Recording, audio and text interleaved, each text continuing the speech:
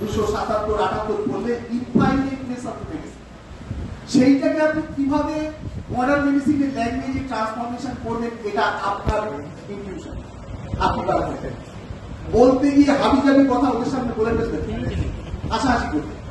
আগে নিজেকে তৈরি করুন, ওদের পেপারের মতো করে, ওদের সিস্টেমের মতো করে নিজেকে তৈরি করুন। আপনি কি করতে চাইছেন?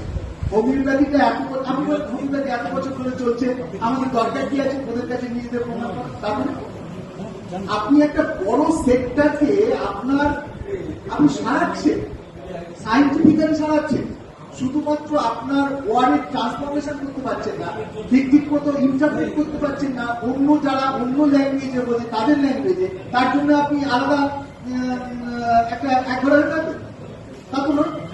তার কারণ সায়েন্স যদি হয় সেটা জলের স্থলে অন্তরিক্ষে সব জায়গায় সায়েন্স যদি হয়, তাহলে অ্যালোপ্যাথিক মেডিসিনের লোকেরা ওটা বোঝার মতো ক্ষমতা রাখে।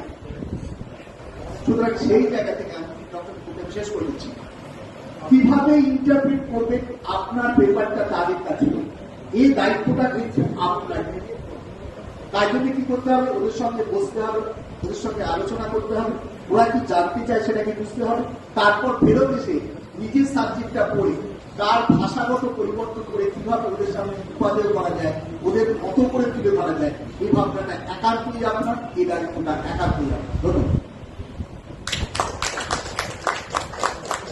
একটু বলে রাখি, ন্যাশনাল মেডিকেল কমিশন বিলে এটার একটা প্রাবধান রাখা হয়েছে, যার জন্য এখন ইন্টিগ্রেটেড সিস্টেম অফ মেডিসিন চালু করা হয়েছে। অর্থাৎ এলাকাদেরকেও হোমিওপ্যাথি শিক্ষায় কিছুটা হলেও শিক্ষিত হতে হবে এবং হোমিওপ্যাথিকেও এলাকাতে শিক্ষায় কিছুটা হলেও শিক্ষিত হতে হবে।